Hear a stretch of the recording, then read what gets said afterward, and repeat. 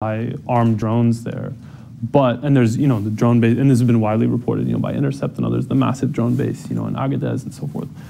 That, my impression has been, is more oriented toward al-Qaida and the Islamic Maghreb / AQIM rather than toward Boko Haram. So I don't know behind the scenes if that means that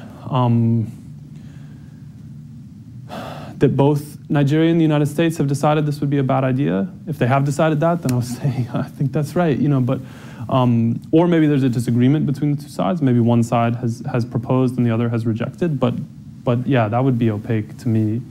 There's a lot of other forms, of course, of US involvement. There were US special forces in Maiduguri, at least at one point, probably still. There's been, US involvement in southeastern Niger, in Cameroon, and so forth. Recently there's been talk of pulling back on funding for the kind of rapid intervention battalion in Cameroon. But yeah, definitely, and a big debate at State when I was there had to do with human rights violations in the Nigerian military and how far, training should go. There's the Leahy law, which some folks are probably familiar with, that prohibits the U.S. from giving military assistance to military units that have been credibly implicated in gross violations of human rights. So then what's a unit, right? Is the entire, this was, a debate there, I think I can say, is the entire Nigerian military tainted? Is that the unit? Or is the unit the specific unit that's been, involved in alleged abuses? So with this question about the Nigerian state and whether actors allow the crisis to continue for financial gain. So I think one thing that's been really challenging about studying Boko Haram is the sheer amount of conspiracy theories, and then differentiating conspiracy theories from plausible accounts of what's going on. I think over time, I myself have gotten a lot more open to the idea that there is a war economy where people are profiting, and I think there's more and more reason to think that. And that could mean multiple things, right? It could mean direct collusion with Boko Haram, military officers or soldiers or whatever. It could also just mean forms of indifference that result in profit that allow the conflict to continue, right? You don't have to collude, if you're a soldier or an officer, you don't have to collude with Boko Haram for the conflict to continue, right? You can just, whatever it is, the classic, like, oh, it fell off the back of the truck, or, and then, as you probably know, the former national security advisor from the past administration has been, accused of diverting even something like $2.1 billion in funds out of the security budget to finance the 2015 presidential campaign of Good Luck Jonathan. When it gets to like local dynamics of a war economy in the Northeast, though, this is something that I've thought a lot about looking more into, but then the question of evidence becomes paramount, right? How do you demonstrate any of this? Even in the press, there's all kinds of claims and counterclaims, and sometimes you'll see, or frequently you'll see a report, the local government area chairman of this place has been detained by the authorities for colluding with Boko Haram. Right? But that could be read in multiple ways. Maybe that person colluded, or maybe they were sort of set up and targeted by a rival. So I do think there's a war economy of sorts, but I think it's really hard to get at. Thank you. Sure, yeah, no, thank you. Why don't we take several questions at a time? Oh, sure.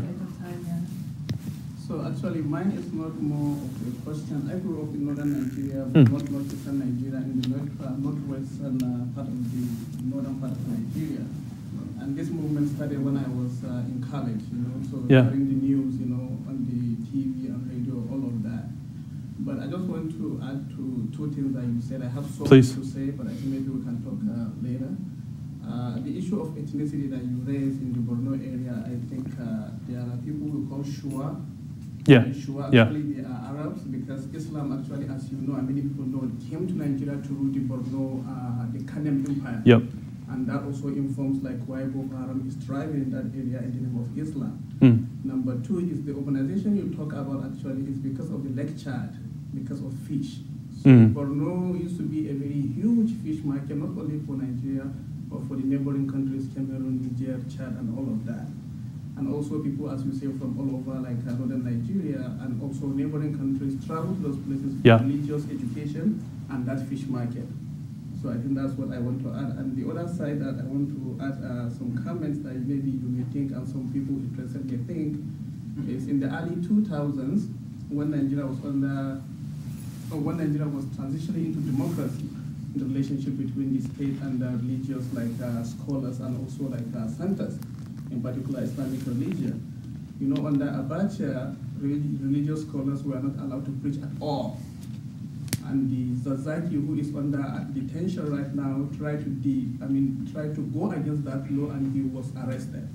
His house was demolished. So he was cracked down upon by Abacha. Yeah. And he was the hardcore, and nobody was preaching anything beyond the mosque daily prayers. Nobody was going around to have mass rallies. The next thing I want to say is people who were elected in the 1999 elections under parties to return to democracy actually start declaring Sharia law in their states. So Boko Haram did not start asking for Sharia law. Yeah. Actually, state actors in northwestern Nigeria declared state Sharia law, even though they were elected under democracy. So I will say it would be good for you to share out how that built up to why Boko Haram maybe people moving from this Sharia declared states to Borno, to listening to all of this to where we are today. Thank you. So I'm going to do Dr. Aleji, then Ajuro here, and then we'll maybe respond to this.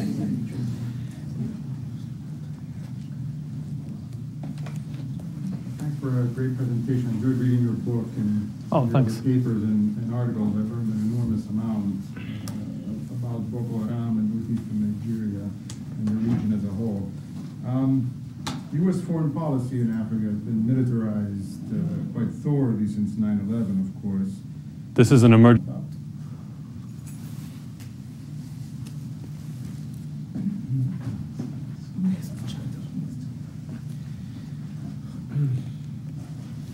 Thank you very much.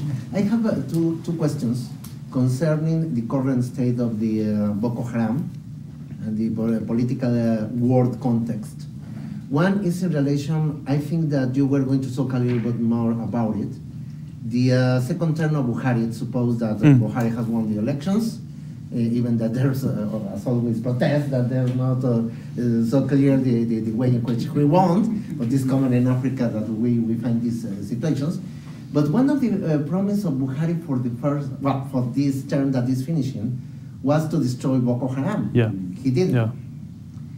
The second, the Islamic State, because you mentioned during your presentation that in certain sense the Islamic State and the relation with Boko Haram as the province of the Western province of the Islamic State caused the division of the movement, as you show.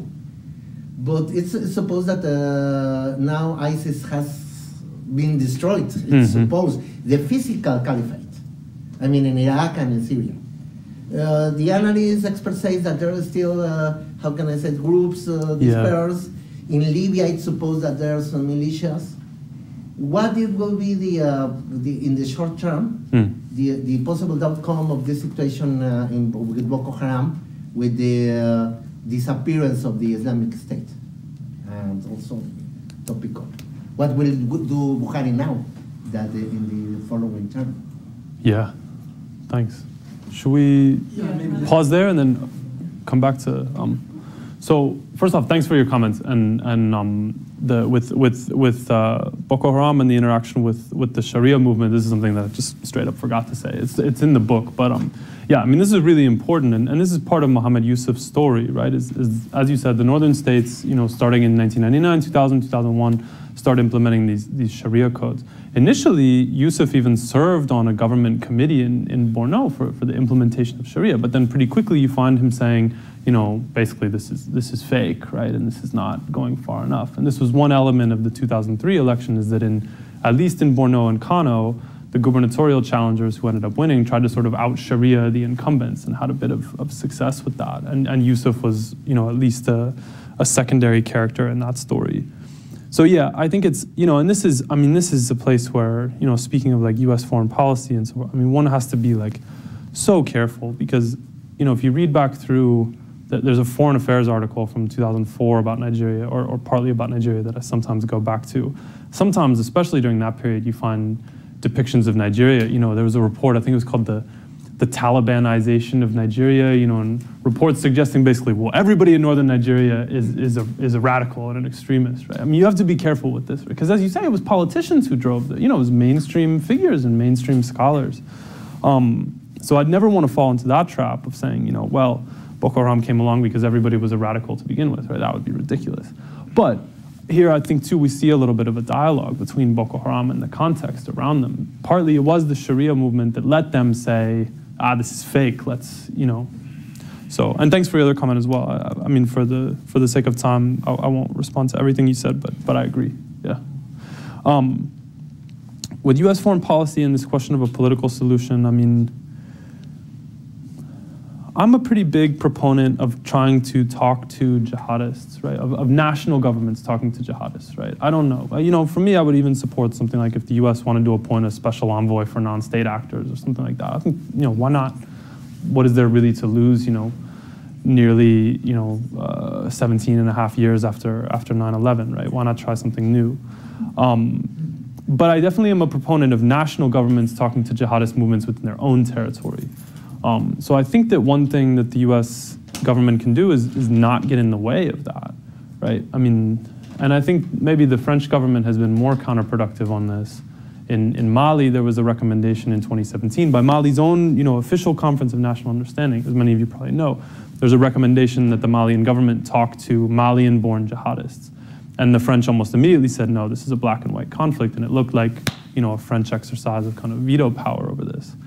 The US hasn't been, I think, you know, quite that explicit about it, but obviously Washington sends a lot of signals that, like, you shouldn't talk to, or you can't or shouldn't talk to jihadists. I think, though, there are some subtle shifts. I mean, there was an interesting article in the Washington Post a couple weeks or months ago where it was talking about the de-radicalization program in southeastern Niger and how the State Department is even considering funding this.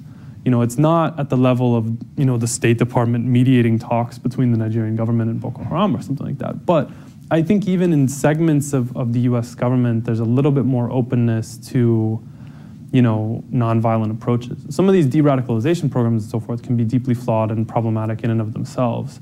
And I don't think either in Niger or Nigeria or Washington that people have thought through all of the complexities. But I do think there's maybe a slight shift in terms of how open at least segments of state are to some of these policies. I should say, in fairness, that the Nigerian government has tried at multiple points to talk to Boko Haram, and that it fell flat, you know, sort of again and again, for various different kinds of reasons. From my own perspective, I think it's worth just constantly remaking the effort until it works, right? Because if it fails, in a sense, you haven't lost anything. I think there's the idea that you can lose credibility, but it's like, well, I don't know. That's only if you're sort of invested in that kind of image of yourself, right? I mean, I think there can even be, you know, I think your credibility can even rise if you say, look, you know, our hand is out, we're here, you know, anytime you want to talk, we're here to talk. And I think there, you know, and there are different kinds of initiatives now, you know, releases of kidnapped girls have been brokered, you know, there have been, you know, elements of, or instances of at least very limited kinds of exchanges. Sometimes there's even been ceasefires reported and so forth. So maybe there's a window that will eventually open. On the question of Buhari's second term, so I mean, as you said, you know, he came into office saying, you know, May, June of 2019, saying I'm going to defeat Boko Haram within 6 months. In December 2015, say, okay, they're technically defeated, you know, and then a year later say, you know, basically they're on their last legs. And he's been widely, you know, faulted for that, and I think rightly so, and for boxing himself into a corner kind of rhetorically. You know, I think that, I mean, one could say on the positive side that nothing has happened again like happened in 2014, 2015. You don't have this massive territory being carved out. You know, there's a lot of kind of reports and information that life has overall gotten significantly better, particularly in Maiduguri. You know, that there are indicators of progress, you know, and there's a lot of, I mean, talented, you know, people in the administration thinking about this, as there were in the past administration too. But I do think there's a sort of a stalemate in a sense that, you know, Boko Haram can't necessarily take over the major cities, but the Nigerian military can't exterminate them in the countryside. And again, trying to exterminate them then engenders its own set of problems. So I think that, the challenge will be figuring out ways to, reassert authority, especially in non-coercive ways that then become durable. But this is a question that's maybe above my pay grade, honestly. I think it's extremely challenging. And then once you add in, widespread displacement, food insecurity, and all the problems, economic and socioeconomic that were there before the crisis even began, it's an extremely complicated situation, and I don't sort of envy him that task. The question about ISIS, I think people have, particularly journalists, have sort of spun this in two ways. The Wall Street Journal, in particular, has been pushing the line that Boko Haram will benefit from this, or that the ISWAP faction will benefit, that in fact, as ISIS core has been destroyed, that new fighters, new weapons, and so that Nigeria is actually one of their main sites of opportunity for expanding. For myself, though, I'm a skeptic of that, because with ISIS affiliates in other parts of the world, particularly in Libya, you could name and identify the Iraqis, the Saudis who were coming to run the show there. There's never been any equivalent of that in Nigeria. I've never seen, an Arab, aside from Shia Arabs, a Middle Eastern Arab put forth as the face of Boko Haram.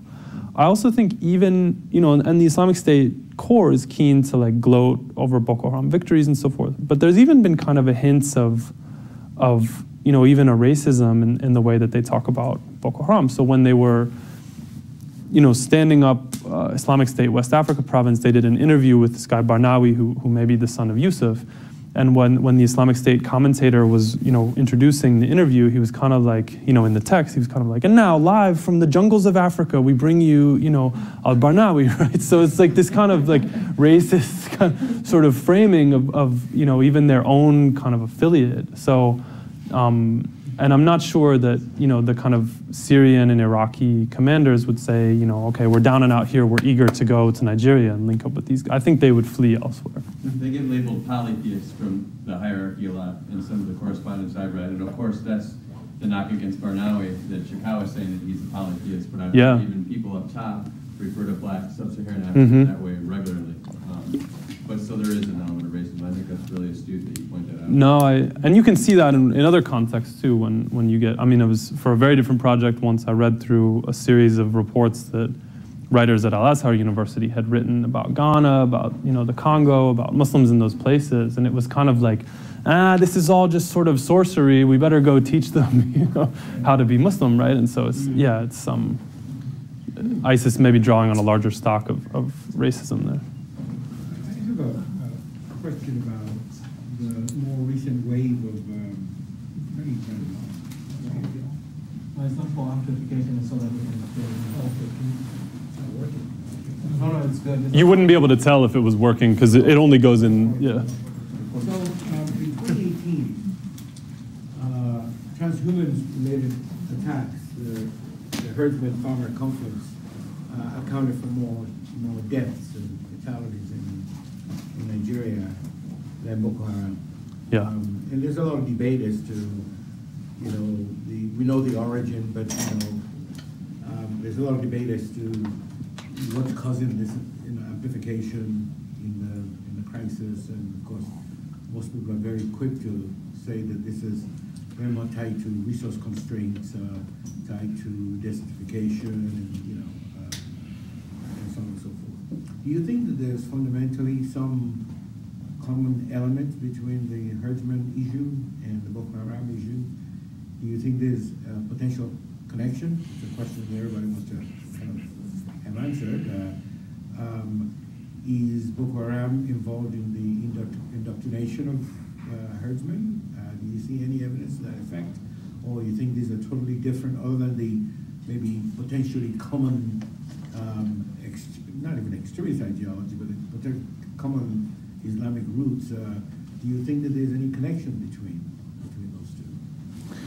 Yeah, on the whole, I don't see a connection. I think that, in some sense, these are relatively, distinct phenomena. And I think that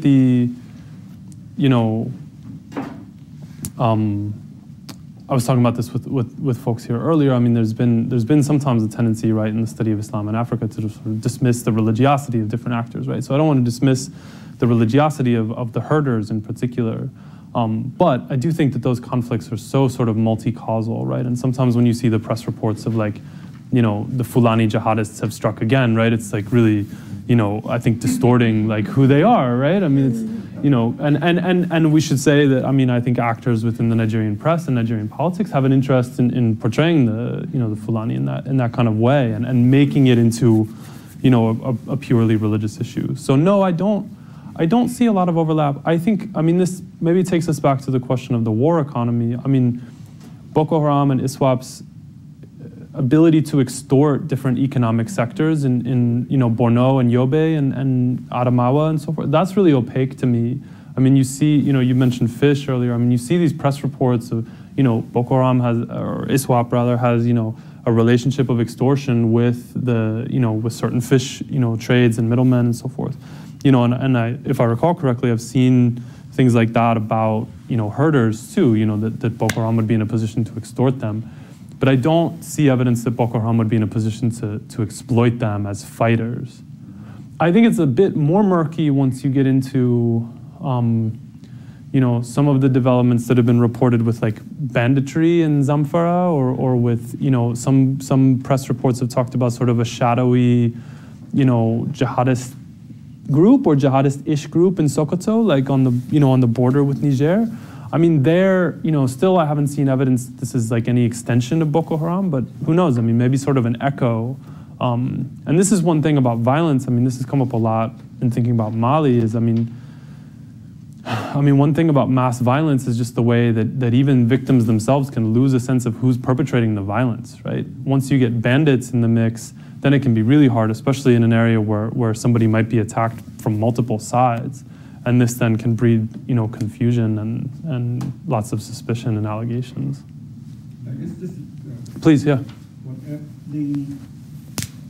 there's been some suggestion that Boko Haram itself had been, the fact that they've confronted the herdsmen on several occasions and stolen their cattle, yeah, and contributed to them arming themselves.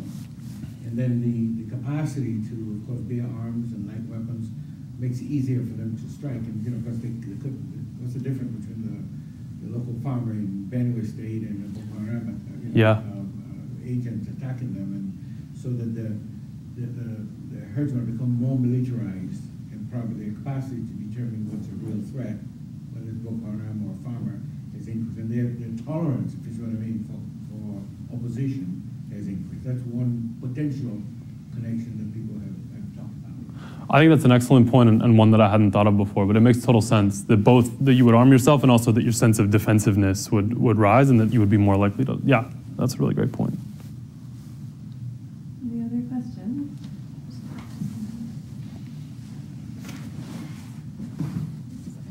Thank you. I was hoping you could talk a little bit about the current role of like the Cameroonian, Nigerian, and Chadian governments in combating Boko Haram. You mentioned sort of their effective campaign in the early 2015 period, but what is happening at the moment, and do you see that as another possible avenue of progress? I actually have a very related question. Okay. My question is about those same sort of cross-border dynamics, but at the sort of support level. So, you know, normally we hear this in the context of northeastern Nigeria, but there are also Kanuri people and people of other shared ethnicities who have, you know, similar backgrounds, but also similar experiences. So how does this dynamic play out across borders? Is there a noted difference in support right on the other side of the border in Niger or Chad, or how have, you know, how government's been trying to either tamp down on that or? Yeah, no, thanks for both questions. I mean, so with the neighboring governments, I mean, I think one place to start would be to say that I think what's called the Multinational Joint Task Force, the MNJTF, has been touted. I mean, now there's been an emphasis in the Lake Chad Basin and in the Sahel and elsewhere. I mean, even you could count like AMISOM, emphases on creating African regional forces to deal with African problems, right? I think this is a bit oversold. And I think these regional forces are oftentimes less effective and also less regional than they're advertised as. So the MNJTF, at least theoretically, groups together these 4 militaries and some token presence from Benin. But my impression is that patrols and operations and so forth are still much more unilateral than they are, regional and coordinated. I think then different governments have taken different approaches. I mean, Cameroon and Niger have definitely, suffered a lot. I mean, violence, displacement, and Chad has suffered. I mean, suicide bombing in N'Djamena and so forth. I think Chad has, I think the numbers would bear out that Chad has experienced less direct violence than Niger and Cameroon. I think, on the military front, I do think it's possible that the situation could cycle back to the point that it was at before, where Chad and Niger would get concerned enough that they would intervene again. I saw, sort of an uncorroborated thing on Twitter this morning saying that the Chadian military had actually crossed, recently into Nigeria to kill Boko Haram members. I mean, if that sort of thing starts to happen again, then this would start to look a lot like early 2015 when they decided effectively that the Nigerian government couldn't handle it, and so they needed to handle it themselves. And who knows what conversations were going on between N'Djamena and Washington or N'Djamena and Paris at that point. I don't know. I think one thing that's really interesting is,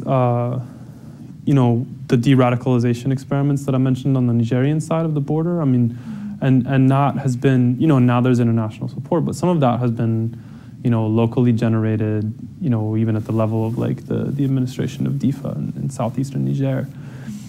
I think things like that could point to at least a partial, nonviolent avenue for getting out of the conflict. I mean, if you can convince people that they can surrender and be dealt with, in a nonviolent way, maybe you'll get more surrenders. But with that and with some of the programs in Nigeria, they have yet to work through, well, where do people go after they get out of the program, right?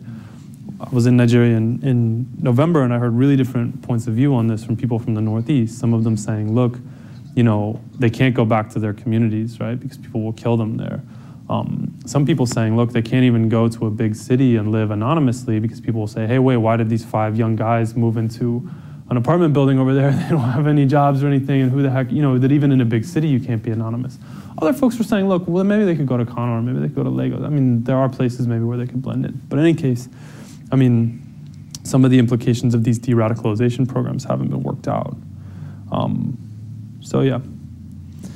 On the question of the cross-border support for Boko Haram, I mean, I think Boko Haram had pretty serious kind of roots, particularly in Niger, even dating back to the lifetime of Mohammed Yusuf. There was, I did talk on the phone with a non-violent Salafi imam from Difa who said that he had even debated Shekau and so forth, and in Mohammed Yusuf's lifetime, so pre-2009. And there was, the thought for a long time that Cameroon was kind of the rear base for them, and now I think there's a lot of, speculation that, the territory and the topography itself, facilitates some of this, that, that the mountains along the border are good places to sort of hide for a long time, and this points to, the ways that sort of ending or defeating the insurgency could be really, really difficult. We have only a few minutes left. I think I'll ask Alex just to comment very, very briefly on the recent elections and how much Boko Haram may or may not have been a platform issue for the campaign trail. Yeah, thanks. No, there's been a couple things I've been thinking about with this. I mean, one, I think a lot of journalists were quick to assume a tight correlation between the pace of Boko Haram's attacks and the electoral calendar.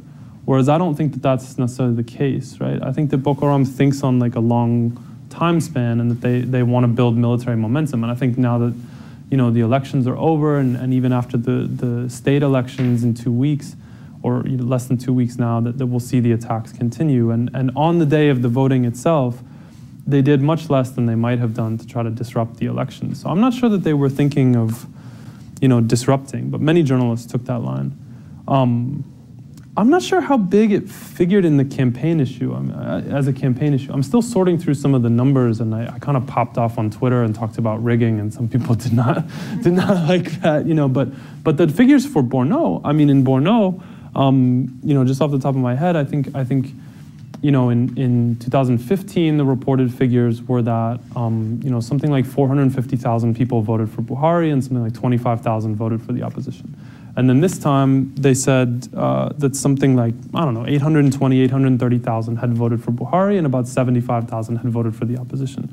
So how could you have the figures in Borno basically almost double for Buhari over the course of 4 years when Borno is still in really bad shape and when turnout was holding mostly flat elsewhere? Some people were pushing back and saying, no, this is ridiculous. But if you take the numbers as rigged, then of course there's issues there. If you take the numbers as genuine, then there's obviously massive support for Buhari, even in areas that have been deeply affected by it, or maybe especially in the areas that have been affected. And I think that not all of, if the numbers were rigged, they don't represent a complete distortion of reality. I mean, Buhari has always been strong in the Northeast. Like, he's consistently won, you know, there and had extremely high levels of support. So even if the numbers are padded, it's not that like Atiku really won or something. It's just, you know, maybe they exaggerated the margin of Buhari's vote.